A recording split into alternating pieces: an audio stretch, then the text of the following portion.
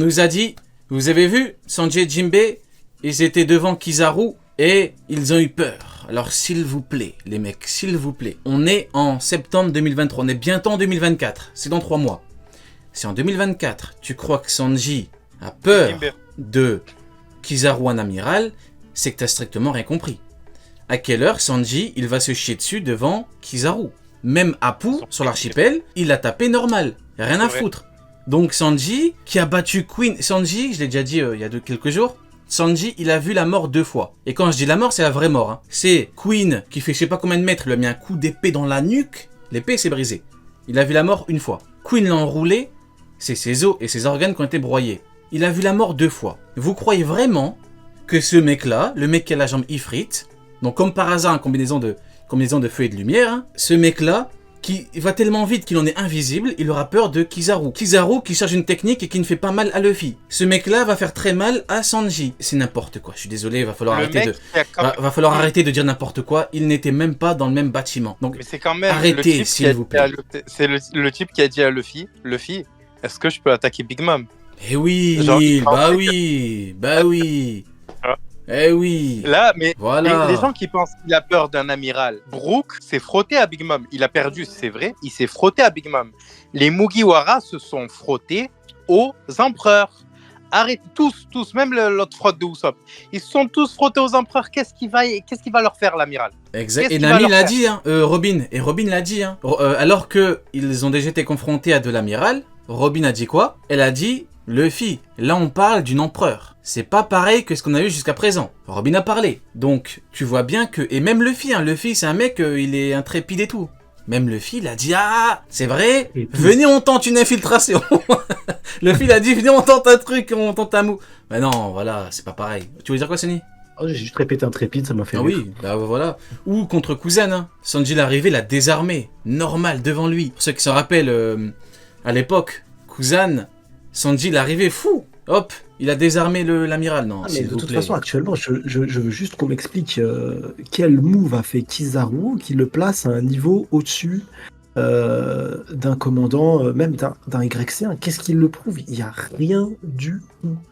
Il s'est rien passé du tout. Je vois aucune technique qui me fait dire oh Kizaru, non, c'est incroyable. Qu'est-ce qu'il a caché depuis tout ce temps? Wow. Il aurait pu one-shot tout le monde à Marineford. Il a pas fait, mais il aurait pu one-shot tout le monde à Marineford. C'est exact. Mais en vrai, tu peux pas. Le problème, c'est ça, c'est que pour moi, Marineford existe et pour moi, Marineford, c'est pas au chapitre 3 de One Piece. Et tu peux pas pisser sur un arc comme Marineford parce que si jamais tu mets Kizaru à un tel niveau de puissance. Alors Marineford, c'est de la merde, parce qu'il faut parler français. Ça veut dire que finalement, à Marineford, il y avait 6 voire 7 mecs qui pouvaient pisser sur Barbe Blanche, ou qui pouvaient affronter Barbe Blanche. Il n'y a même pas de notion de guerre. Il n'y a pas de guerre entre une botte et une simple fourmi. Il n'y allait pas avoir de guerre entre Barbe Blanche, sa flotte, et la marine, si tu les mets si fort. Oui. Ah ouais, tu tues toute l'intrigue d'un arc ultra important qui coupe la partie vraiment symbolique de l'œuvre entre pré-ellipse et post-ellipse avec le sacrifice de Ace. Ça n'a aucun sens de placer les amiraux à ce niveau-là, parce que l'écriture de Marineford derrière, c'est de la merde si on part sur ce principe-là. Mais ce que tu dis est giga important, en fait, les gens le remarquent pas. Pas que pour Marineford. Là, avec les Chronicles, depuis le début, je me refais chaque arc. Et bien évidemment, quand tu te refais les arcs, bah, tu sais ce qui se passe après, donc tu regardes pas de la même manière, tu vois. Et en fait, Oda, que ce soit Marineford avant ou après, chaque arc, chaque personnage, même de fond, tu vois, le personnage qui est tout au fond mal dessiné, on s'en fout, est ultra important. Parce qu'au final, c'est ce qui lui permet de faire évoluer son background avec des techniques comme Bartolomeo, tout simplement, qui apparaît et pareil, Sabo qui est supposé apparaître aussi en fond pendant Lockdown, ou ce genre de truc. Et en fait, Marineford, c'est pas juste un arc de fond et basta, c'est un arc où il place des bases de tout ce qu'on a aujourd'hui. Que ce soit le haki, le rapport du haki par rapport aux fruits, le rapport des fruits entre eux. Il y a toutes sortes de choses qu'on a commencé à avoir déjà dans l'arc précédent et qu'on a maintenant là dans l'arc Punk Hazard qui ont été préparées pendant Marineford. Et bien avant aussi, il y a des tonnes d'indices, ne serait-ce que sur Nika, qui ont été placés. Et tout ça, le problème, c'est qu'on parle à des gens, la plupart du temps, qui ont sauté des arcs. Tu vois, des gens qui ont fait One Piece d'une traite il y a 2 semaines et qui se sont dit, vas-y, je veux rattraper les scans pour pouvoir être un pro Amiro comme mes collègues. Donc, en vrai, j'ai pas envie de dire qu'on parle à des teubés, mais on parle à des gens qui n'ont pas toutes les infos en main. Des gens qui ont skippé volontairement des trucs. Ok, la petite glissade à la fin, c'était pas nécessaire, mais bon, c'est pas grave. Petite glissade à la fin pour les petites piques. Je me suis rattrapé, c'est pas grave. je suis remonté sur c'est pas grave. Non, mais propos très intéressants. Voilà, vous avez complètement raison par rapport à tout ce que l'auteur a préparé pour l'arc Marineford. Faut quand même comprendre que Marineford, c'est avec Onigashima les 2 arcs les plus préparés. L'auteur te parle d'équilibre, il te parle de puissance, il te parle de tout. Pourquoi qu'au final, comme dit Sony, t'as une fourmi, une botte, ça n'a pas de sens. Quand tu regardes Kizaru, Kizaru, de par sa mentalité, de par ses idéaux, ce sont ses mots à lui, hein, j'invente rien. De par ses idéaux, il était censé fumer Marco rapidement. S'il est bien plus fort, Marco est déterminé, oui ou non? Oui. Pourquoi tu l'as pas fumé rapidement? Ou Aokiji, comme je l'ai dit il y a pas longtemps, quand les commandants ont perdu, Aokiji a dit, parce que quelqu'un a dit, les commandants sont tombés. Aokiji l'a dit non, ce sont pas les commandants qui ont perdu, ou qui sont tombés, c'est tout l'équipage. Donc, ça veut dire que l'équipage tient par les commandants, qui sont les meilleurs éléments, bien sûr avec le Yonko, mais rien que Aokiji peut tous se les prendre. Ça n'a pas de sens. Ça n'a pas de sens. Je suis sûr que Oda, tu lui dis ça, tu lui dis, Barbe Blanche, il est parti, Aokiji pouvait gifler Marco et Jose en même temps, il va pas comprendre. Oda, il peut pas comprendre ça parce que c'est inconcevable. Mais moi, en vous le disant, je trouve que c'est de la folie. Ça n'a pas de sens. Non, c'est l'équipage qui est tombé, mais en fait, l'équipage aurait pu tomber en 1 seconde. Premier chapitre. Ça n'a pas de sens. Donc, c'est n'importe quoi. Voilà. Du coup, je sais pas pourquoi on a bifurqué sur Marineford, mais reparlons rapidement de Sanji. Maintenant qu'on a eu 3 chapitres avec Kizaru, il va falloir quand même lancer le petit sujet. Kizaru, ça fait 2 chapitres qu'il est là. Il a affronté Luffy Snakeman, il est entre guillemets contre Luffy Gear 5, je dis entre guillemets parce que bon, c'est le nom du chapitre, mais malheureusement il n'y a pas de vrai affrontement. A-t-il montré, ne serait-ce qu'un move, comme dit Sony, qui puisse nous dire concrètement qu'il est supérieur à un Sanji? J'ai même envie de demander s'il a montré un move qui nous prouve qu'il a le niveau de Sanji, mais bon, c'est pas grave, on va quand même on va passer cette étape-là. Même si bon, je pose la question, pourquoi rapidement pour ceux qui connaissent Kumo, le streamer, il a fait un tweet il y a quelques jours. Il a dit, est-ce que quelqu'un a ne serait-ce qu'une seule preuve qui nous montre que Sanji ne peut pas battre Kizaru? Il a posé cette question-là. Forcément, on s'attend à ce que on ait un nombre incalculable d'arguments. Il a pété un plomb. Il a vu qu'il n'y avait aucun argument. Vous regardez, je vous promets, c'est limite hilarant. On dirait une parodie. Les mecs, ils arrivent, ils n'ont aucun argument. Le seul truc qu'il te dit, c'est soit c'est un amiral, soit c'est tout nous dit qu'il est plus fort. Il n'y a strictement aucun argument qui nous prouve qu'il est au-dessus de Sanji. Il n'y en a aucun. Ça me termine, les tout nous dit, c'est logique. Mais qu'est-ce qui est logique? Parce que c'est comme ça. Ah, d'accord. Que ça, c'est que du... Quel passage du manga? Vas-y, dis-nous. Okay. Mais non, mais c'est pas un passage, c'est parce que c'est logique. Ah, d'accord, ok. C'est tout. Là, il y a absolument rien du tout. Et même, je pense clairement que là, actuellement, tu remplaces Sanji, Luffy par Sanji. Sanji fait une meilleure prestation. Là, actuellement, à l'instant T, parce que Sanji, il est intelligent. Sanji va pas faire le mec à vouloir jouer avec lui. Il va vouloir le mêler. Il y a un vrai affrontement. Là, il n'y a pas d'affrontement. Donc, en vérité, tu mets quelqu'un qui le prend au sérieux, bah forcément, la prestation sera meilleure. Parce que Luffy, je le kiffe, il n'y a rien à dire là-dessus. Voilà, mais la prestation qu'il donne en tant qu'empereur actuellement, elle est éclatée au sol. Il joue en fait. Il a un amiral. Il a en face de lui l'être le plus fort chez la marine. Je parle pas des armes du gouvernement mondial. Voire du monde, ouais. Je parle même pas du gouvernement mondial, du coup, avec les séraphins, les nouveaux pacifistas, tout ça. Les entités du GL, vraiment 100% marine, il est face à ce qu'il y a de plus fort chez la marine. Il n'y a pas plus fort qu'un amiral chez la marine. Il est en face de lui et il joue avec lui. Il joue avec lui comme ton petit-neveu, quand il trouve des fourmis, il prend un bâton et il commence à jouer avec, tu vois, à les pousser un peu à gauche, à droite. Il fait pareil. Donc actuellement, moi j'ai pas peur de le dire, Sanji, il ferait une meilleure prestation que Luffy face à Kizaru. Oui. Parce que la prestation n'existe pas. Forcément, c'est plus simple.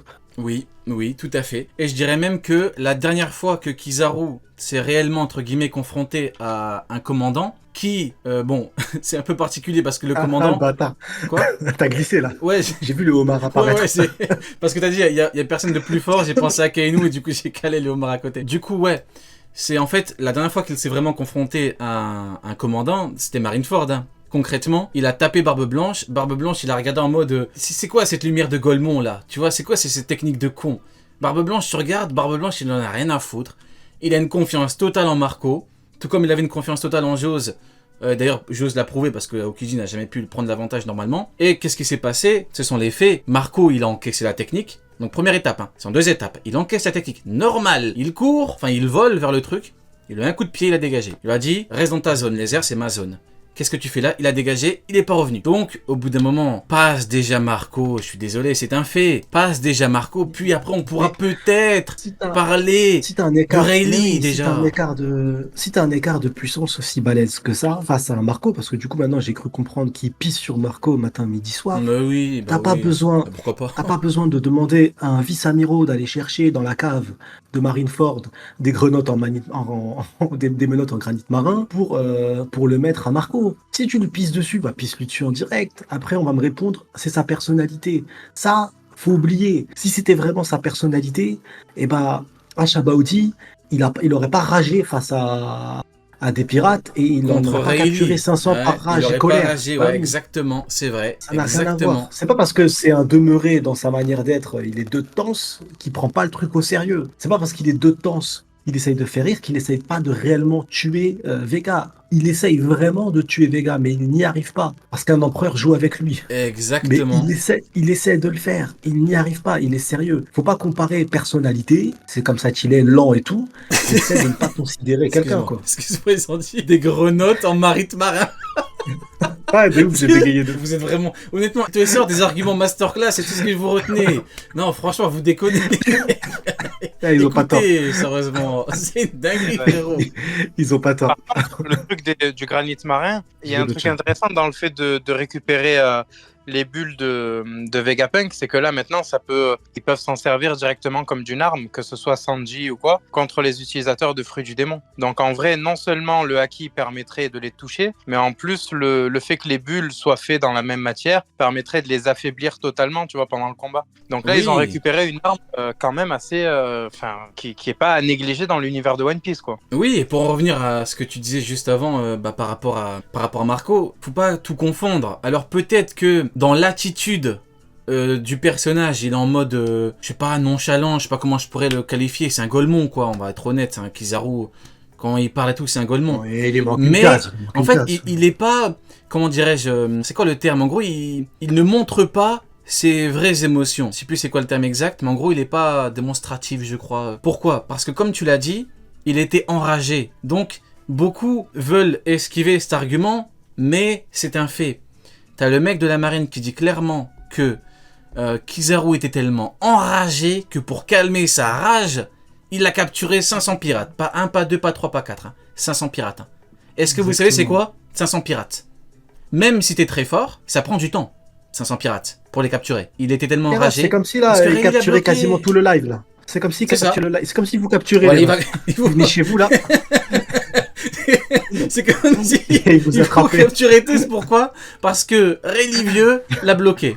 Voilà. Vous vous rendez compte? C'est comme si capturait tout le monde. Non, c'est une dinguerie. Mais voilà, c'est quand même une dinguerie quoi. Au bout d'un moment, faut être honnête. Hein. C'est comme ça. Marco l'a bloqué. Oui. Marco, c'était un espèce de mur très En fait, il y a une différence. Pourquoi? Parce que Rayleigh, vu qu'il a dit il me faut un plan pour t'arrêter, donc pour te battre, Rayleigh c'est un mur infranchissable. C'est différent. Pour Marco, il pouvait le battre, mais c'était quand même un mur qu'il pouvait franchir, mais le mur pouvait l'écraser. Donc c'est pas pareil. Ils ont le même niveau, mais c'est quand même très compliqué pour lui de prendre l'avantage rapidement, sinon il l'aurait fait en fait. C'est aussi simple que ça. Sinon il l'aurait fait. Comme je le répète souvent en ce moment, il y a des fans de One Piece, vous êtes des fous furieux. Oda te dit A, vous lisez B, vous dites C. Marco a combattu d'égal à égal les amiraux, c'est tout, point. Mais non, C'est je comprends pas. triste. En C'est vrai, une je trouve dinguerie. ça, tu vois, je trouve ça triste en vrai de se dire, t'es fan de personnages, tu vois. C'est ça en fait le problème, c'est que il y a tellement rien actuellement concernant la marine que juste Kizaru qui éternue, ça devient une masterclass. Et ça a crié au L'éternuement moins le 9 plus sur fort du 10. monde. 9 sur 10, la Khna est sortie entièrement, c'est incroyable en un coup. J'ai jamais vu. Tu sais, tu poses des questions, tu te dis, mais oui, c'est quoi ce bordel? C'est comme, tu vois, il y a ce fameux, il y a tellement rien qu'on le sait depuis tout le temps que, tu vois, sur le Shonen Jump, à chaque fois, il y a les éditeurs qui hype sur le chapitre et ils vendent le truc, tu vois, avec des phrases putaclic de fou furieux. Et bah là, pareil, t'as commencé à crier pour des phrases en mode l'éditeur, il a balancé comme quoi là, ça y est, le paroxysme arrive, truc de fou furieux pour ce chapitre-là. Ce chapitre-là, il a été annoncé comme un truc de malade mental par les éditeurs. C'est dire. Et de cette phrase-là, ils en font des singeries monumentales. C'est parce qu'il n'y a rien du tout. C'est vraiment un truc de fou. T'as mis quoi, frérot?